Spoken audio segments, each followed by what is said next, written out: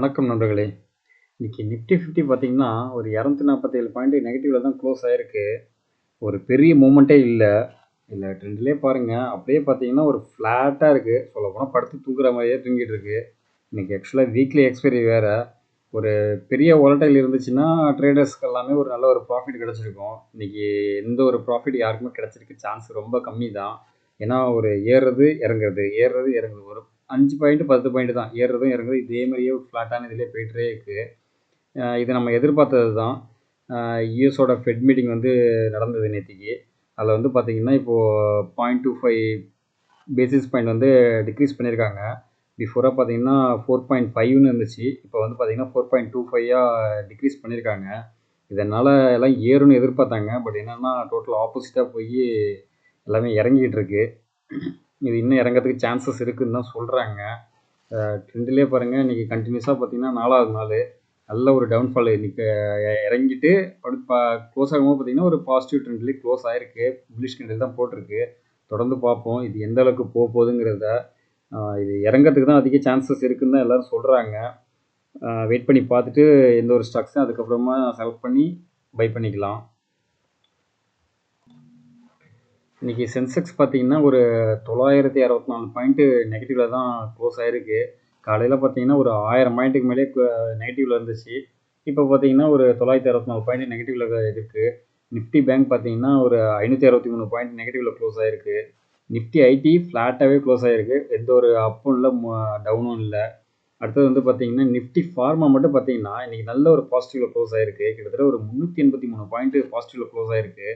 Pharma செக்டரில் பார்த்தீங்கன்னா doctor Reddy, Cipla, Sun ஃபார்மான்னு சில stocks எல்லாமே மோஸ்ட்லி ஃபார்மா உள்ள இண்டெக்ஸில் உள்ள ஸ்டாக்ஸ் எல்லாமே நல்லாவே ஏறி இருக்கு. மற்றபடி ஆட்டோ, மெட்டல், எனர்ஜி எல்லாம் பார்த்தீங்கன்னா நெகட்டிவில் தான் க்ளோஸ் ஆகிருக்கு. மிட் கேப்பு, ஸ்மால் கேப்பும் பார்த்தீங்கன்னா ஒரு 0.25, 0.5 ரேஞ்சில் அப்படி நெகட்டிவ்லேயே க்ளோஸ் ஆகிருக்கு. பெரிய அளவுக்கு மூவ்மெண்ட்டும் இல்லை. இதில் இன்னொரு விஷயம் என்னென்னா, நம்ம இந்தியாவோட மதிப்பு வந்து பார்த்திங்கன்னா யூஎஸ் டாலருக்கு நிகராக உள்ள மதிப்பு வந்து பார்த்திங்கன்னா டிக்ரீஸ் ஆகிருக்கு. நம்ம கொஞ்ச நாள் முன்னாடி தான் பேசிகிட்டு இருந்தோம். 84.90 இருந்துச்சு. இப்போ பார்த்தீங்கன்னா 85.12 அப்படிங்கிற ரேஞ்சுக்கு வந்துருச்சு. அதனாலையும் பார்த்தீங்கன்னா மார்க்கெட் இறங்கிறதுக்கு ஒரு காரணமாக போயிட்டு, இதில் வந்து பார்த்தீங்கன்னா இந்திய மதிப்பு குறைஞ்சி யூஎஸ் டாலரோட வேல்யூ அதிகமாக இருக்கும்போது, இதில் எந்த செக்டர் வந்து அதிக பெனிஃபிட் ஆகும் பார்த்தீங்கன்னா ஃபார்மாவும் ஐடியும் தான் அதிக வருமானம் கிடைக்கும். ஏன்னு பார்த்தீங்கன்னா ரெவென்யூ எல்லாமே அவங்க பேமெண்ட் பண்ணுறது எல்லாமே பார்த்தீங்கன்னா யூஎஸ் டாலர் தான் பே பண்ணுவாங்க. ஸோ யூஎஸ் டாலர் பே பண்ணும்போது பார்த்தீங்கன்னா அவங்களுக்கு நல்ல ஒரு பெனிஃபிட் அதிக ரேஞ்சு கிடைக்கணும் அவங்களுக்கு. ஏன்னா இப்போ ஒரு டாலருக்கு வந்து 85 ரூபா கொடுத்து இது பண்ணும்போது அவங்களோட ரெவென்யூ இதாகும், சேல்ஸ் இதாகும், எல்லாமே பார்த்தீங்கன்னா டோட்டலாக நல்ல ஒரு ப்ராஃபிட் கிடைக்கும். இந்த ஐடிஸ் கம்பெனிக்கும் ஃபார்மா செக்டருக்கு மட்டும்தான். ஸோ பொறுத்திருந்து பார்ப்போம் எந்த அளவுக்கு போகுதுங்கிறத. ஸோ இப்போதைக்கு நீங்கள் ஸ்டாக்ஸ் வாங்குறா இருந்தால் கொஞ்சம் பை அண்ட் டிப்ஸ் மெத்தடில் வாங்குங்க. அதிக குவான்டிட்டி வாங்காதீங்க. ஒரு ஷார்ட் டேர்முக்குன்னு எதுவும் இப்போதைக்கு பண்ணாதீங்க. ஏன்னா மார்க்கெட் ட்ரெண்டு பார்த்தீங்கன்னா டவுன் சைடு தான் போயிட்டுருக்கு. ஒரு கிளியர் ட்ரெண்டு வரட்டும், அதுக்கப்புறம் நம்ம பை பண்ணிக்கலாம். இன்றைக்கி எஃப்ஐ ஆக்டிவிட்டி பார்த்தீங்கன்னா எஃப்ஐ வந்து பார்த்தீங்கன்னா கிட்டத்தட்ட ஒரு 4224 கோடிக்கு சேல் பண்ணியிருக்காங்க. டிஐ பார்த்தீங்கன்னா 3943 கோடிக்கு பை பண்ணியிருக்காங்க. அப்படின்னு அவங்க கிட்டத்தட்ட ஒரு 4000 கோடிக்கு ஈக்குவலாக பை பண்ணியிருந்துமே மார்க்கெட்டை ஒன்றும் அந்தளவுக்கு இது பண்ண முடியல, ஸ்டேபிள் பண்ண முடியல. நெகட்டிவில் தான் க்ளோஸ் ஆகிருக்கு. ஸோ பொறுத்திருந்து பார்ப்போம் எந்த அளவுக்கு போகுதுங்கிறத. அடுத்ததாக என்டிபிசி க்ரீன் எனர்ஜிலேருந்து ஒரு அப்டேட்டு. அவங்க வந்து பார்த்திங்கன்னா குஜராத்தில் ஒரு சோலார் பிவி ப்ராஜெக்ட் வந்து கம்ப்ளீட் பண்ணிட்டாங்க. இன்னையிலேருந்து பார்த்திங்கன்னா கமர்ஷியல் இது எடுக்க ஆரம்பிச்சிட்டாங்க. அதாவது சர்வீஸில் எடுத்துட்டாங்க. அதோட ஆக்சுவல் கெப்பாசிட்டி பார்த்திங்கன்னா 150 மெகாவாட்டு. இப்போ வந்து பார்த்திங்கன்னா ஒரு 30 மெகாவாட்டுக்கு ப்ராஜெக்ட் வந்து கம்ப்ளீட் பண்ணி இப்போ சர்வீஸில் எடுத்திருக்காங்க. இன்றைக்கி பார்த்தீங்கன்னாலும் ஒரு ஒரு ஒரு சதவீதத்துக்கு மேலே நெகட்டிவில் தான் போயிட்டு இருந்தது. அதுக்கப்புறம் பார்த்திங்கன்னா ஒரு ஃப்ளாட்டாகவே முடிஞ்சிருக்கு. நல்ல ஒரு அப் ட்ரெண்டில் வந்துட்டு இப்போ டவுனில் போயிட்டுருக்கு. கிட்டத்தட்ட ஒரு 134, 135 ரேஞ்சில் இருக்குது. இந்த ஸ்டாக்கை நீங்கள் லாங் டேர்முக்கு கன்சிடர் பண்ணலாம். பை அண்ட் டிப்ஸ் மெத்தடில் இந்த ஸ்டாக்ஸ்லாம் நீங்கள் பை பண்ணிங்க. அடுத்ததாக ஸ்ரீராம் ஃபினான்ஸ்லேருந்து ஒரு அப்டேட்டு. கிட்டத்தட்ட 1.27 பில்லியன் அமெரிக்கா டாலர்ஸ் வந்து பார்த்திங்கன்னா லோன் வாங்க போகிறதா சொல்லியிருக்காங்க. அது மல்டி கரன்சியில். என்னென்ன கரன்சின்னு பார்த்தீங்கன்னா US dollar, UAE dirham, euro கரன்சியில் லோன் வாங்குறதா சொல்லியிருக்காங்க. இது வந்து பார்த்திங்கன்னா ஒரு 12 பேங்க்கில் லீடிங் பேங்க்கில் வச்சு வாங்க போகிறதா சொல்லியிருக்காங்க. இது மூலயமா நமக்கு வந்து ஃபினான்ஸ் இதில் அதிகமாக இன்வெஸ்ட்மெண்ட் பண்ணி எல்லாருக்கும் லோன் கொடுக்குறதுக்கு அந்த இதுலேருந்து ரெவன்யூ இன்க்ரீஸ் பண்ணுறதுக்காக சொல்லியிருக்காங்க. இன்றைக்கி இந்த நியூஸ் இம்பேக்ட்னால பார்த்தீங்கன்னா அந்தளவுக்கு ஒன்றும் பெரிய இதுக்கு ஏறல. ஆல்ரெடி மார்க்கெட்டே ஒரு டவுனில் தான் போயிடுச்சு. பார்த்தீங்கன்னா கொஞ்சம் ரெக்கவரி ஆகி ஒரு புல்லிஷ் கேண்டில் தான் க்ளோஸ் ஆகிருக்கு. ஒரு 0.458 பாசிட்டிவில் க்ளோஸ் ஆகிருக்கு. ஸோ பொறுத்திருந்து பார்ப்போம். பிஃபோராக பார்த்தீங்கன்னா ஒரு 3600 இருந்தது. அதுக்கப்புறம் ஒரு ஃபர்தர் ஃபால் ஆகி 2800 வந்துட்டு திருப்பி ஒரு ரெக்கவரி ஆகி திருப்பி இறங்கிட்டு இருக்கு. ஸோ வெயிட் பண்ணி பார்ப்போம். நல்ல ஒரு கிளியர் பையிங் கிடைக்கும் போது பை பண்ணலாம். இதில் போனஸ் ஷேர் கொடுக்க போகிறதா வேறு சொல்லியிருந்தாங்க. ஸோ பொறுத்திருந்து பார்ப்போம். அது ரெக்கார்ட் டேட்டில் இன்னும் ஒன்றும் வரல. அதை வந்ததும் உங்களுக்கு அப்டேட் பண்ணுறேன். அடுத்ததாக ஐஓஎல் கெமிக்கல் வந்து பார்த்தீங்கன்னா ஸ்டாக்கை ஸ்பில் பண்ண போகிறதா ஒரு நியூஸ் வந்திருக்கு.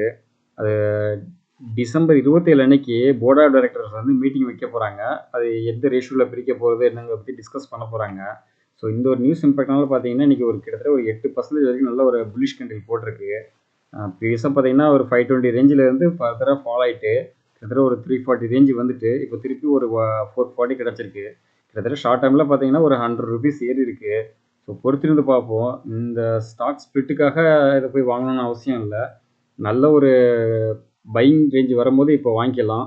இது ஒரு நியூஸ் இம்பேக்ட்னால தான் ஏறி இருக்குது. ஸோ பொறுத்திருந்து பார்ப்போம் எந்த அளவுக்கு போகுதுங்கிறத. அடுத்ததாக டாடா மோட்டார்ஸ்லேருந்து ஒரு அப்டேட்டு. கிட்டத்தட்ட ஒரு 142 எலக்ட்ரிக் பஸ் வந்து ஆர்டர் கிடச்சிருக்கு அவங்களுக்கு. எங்கேருந்து பார்த்தீங்கன்னா கர்நாடகா கவர்மெண்ட்லேருந்து கிடச்சிருக்கு. ஸோ இந்த இதனால் பார்த்தீங்கன்னா இன்றைக்கி ஒன்றும் பெரிய அளவுக்கு மூவ்மெண்ட் இல்லை. நெகட்டிவ் தான் க்ளோஸ் ஆகிருக்கு. 744ன்னு க்ளோஸ் ஆகிருக்கு. பார்த்தீங்கன்னா பிஃபோராக 1100 இருந்தது. ஃபர்தர் ஃபால் ஆகி இறங்கி போயிட்டே இருக்குது. இன்னும் இறங்கிறதுக்கு அதிக சான்சஸ் இருக்குது. ஏன்னு பார்த்தீங்கன்னா இப்போ ஆட்டோ செக்டர் எல்லாமே டோட்டல் டவுனில் தான் போயிட்டுருக்கு. ஸோ இந்த ஸ்டாக்ஸ் எல்லாம் நீங்கள் வாட்ச் லிஸ்ட்டில் போட்டு நல்ல ஒரு பையிங் ரேஞ்சு வரும்போது நீங்கள் பை பண்ண ஆரம்பிக்கலாம். ஒரு 650 600 பிலோ போகுதுனால நீங்கள் பை பண்ண ஆரம்பிக்கலாம். ஸ்லோவாக கன்ஸ்டண்ட்டாக வாங்கிட்டே இருங்க. அதிக குவான்டிட்டி வேணால் ஒரு 10 குவான்டிட்டி 20 குவான்டிட்டி அப்படின்னு சொல்லி வாங்க ஆரம்பிப்பீங்க. இந்த இதில் வந்து பார்த்தீங்கன்னா மற்ற கம்பெனி இருக்குது. மாருதி சுசுகி, பஜாஜ் ஆட்டோ, ஹீரோ மோட்டார் கார்ப் இதெல்லாம் இருக்குது. ஹீரோ மோட்டார் பார்த்தீங்கன்னா கிட்டத்தட்ட ஒரு 6000 ரேஞ்சில் இருந்தது. இப்போ வந்து பார்த்தீங்கன்னா ஒரு 4000 சம்திங் வந்திருக்கு. அது இன்னும் ஃபர்தர் ஃபால் இறங்கிறதுக்கு சான்சஸ் இருக்குது. ஸோ பொறுத்திருந்து பார்க்கலாம். நல்ல நல்ல கம்பெனிஸ் வந்து நல்லாவே இறங்கிக்கிட்டு இருக்கு. நல்ல ஒரு பையிங் ரேஞ்சு வரும்போது இந்த மாதிரி ஸ்டாக்ஸ் எல்லாம் நீங்கள் பை பண்ணுங்கள். அடுத்ததாக பேங்க் ஆஃப் பரோடா பார்த்தீங்கன்னா லாங் டேர்ம் பாண்டை வந்து புதுசாக லான்ச் பண்ணுறாங்க. அது வந்து அவங்களோட ஃபண்டை வந்து ரைஸ் பண்ணுறாங்க. எவ்வளோக்குன்னு பார்த்தீங்கன்னா கிட்டத்தட்ட ஒரு 10,000 கோடிக்கு ரைஸ் பண்ணுறாங்க. இந்த நியூஸ் இம்பேக்ட்னால இன்றைக்கி ஒரு பெரிய அளவுக்கு மூவ்மெண்ட் இல்லை. ஒரு 248 க்ளோஸ் ஆகிருக்கு. பிஃபோராக பார்த்தீங்கன்னா ஒரு 290 இருந்துச்சு. அப்படியே ஒரு டவுனில் வந்து ஒரு 230 கிட்டே ஒரு சப்போர்ட் லெவல்லே இருந்து அப்படியே ரவுண்ட் அடிச்சுட்டே இருக்குது.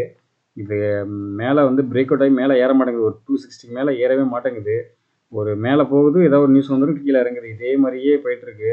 ஸோ லாங் டேர்முக்கு இந்த ஸ்டாக்ஸை பை பண்ணிக்கலாம். But buy and dips better தான். பட் நம்ம ரொம்ப வெயிட் பண்ணணும். ப்ரீவியஸாக பார்த்தீங்கன்னா இது வெறும் 100 ரூபாங்கிற ரேஞ்சில் இருந்துச்சு. இப்போ பாருங்கள் 280 வரைக்கும் நல்லாவே வந்துருச்சு. ஸோ இது இன்னும் ஏறதுக்கு அதிக சான்சஸ் இருக்குது. ஸோ பொறுத்து வந்து பார்க்கலாம். அடுத்ததாக டாக்டர் ரெட்லேருந்து ஒரு அப்டேட்டு. நோமுராங்கிற புரோக்கர் வந்து பார்த்தீங்கன்னா பை ரேட்டிங் கொடுத்துருக்காங்க டாக்டர் ரெட்டிக்கு. அதனால் பார்த்தீங்கன்னா இன்றைக்கி வேல்யூமும் இன்க்ரீஸ் ஆகிருக்கு. கிட்டத்தட்ட டார்கெட் ப்ரைஸாக ஒரு 1500 ரேஞ்சுக்கு சொல்லியிருக்காங்க. ப்ரீவியஸாக வந்து பார்த்தீங்கன்னா 1700 சொல்லியிருந்தாங்க. அதுக்கப்புறம் பார்த்தீங்கன்னா இப்போ 1500 சொல்லியிருக்காங்க. ஸோ இந்த ஒரு நியூஸ் இம்பேக்ட்னால நல்லா ஏற ஆரம்பிச்சிச்சு. மார்க்கெட்டே டவுனில் போயிட்டுருக்கு. அப்படி இருந்தும் டாக்டர் ரெட்டி, சிப்லாலாம் நல்லா பார்த்தீங்கன்னா நல்லாவே ஒரு மூமெண்ட்டு. பொறுத்திருந்து பார்ப்போம். இந்த கம்பெனி இது வந்து லாங் டேர்முக்கு நல்ல ஸ்டாக்ஸு. இதை நீங்கள் பை பண்ணிக்கலாம். அடுத்ததாக இன்ஃபோசிஸ் பார்த்தீங்கன்னா கொல்கத்தாவில் கிட்டத்தட்ட ஒரு 426 கோடிக்கு ஏஐ சென்டர் வைக்க போகிறதா சொல்லியிருக்காங்க. அதாவது ஆர்டிஃபிஷியல் இன்டெலிஜென்ஸ் சென்டர் வந்து வைக்க போகிறதா சொல்லியிருக்காங்க. ஸோ இப்போ பார்த்தீங்கன்னா ஸ்டாக்ஸ் ஆல் டைம் ஹை 2000 ரூபாய் தொட்டுட்டு அப்படியே லேசாக ஒரு டவுன்ஃபால் வந்துச்சு. ஸோ திருப்பி ஏற ஆரம்பிக்குது. ஏன்னா ருப்பி ஆல்ரெடி ஃபால் ஆகிட்டுருக்கு. ஃபெட் ரேட்டு எல்லாமே சேஞ்சஸ் ஆகிருக்கு. ஸோ எப்படி நாளைக்கு மார்க்கெட் இதில் எப்படி மூவ் ஆகுதுங்கிறத பார்ப்போம். ஸோ நீ கொடுத்த இன்ஃபர்மேஷன்லாம் உங்களுக்கு யூஸ்ஃபுல்லாக இருக்கும்னு நினைக்கிறேன். அடுத்த இன்ஃபர்மேஷனோட மீண்டும் சந்திப்போம். நன்றி நண்பர்களே.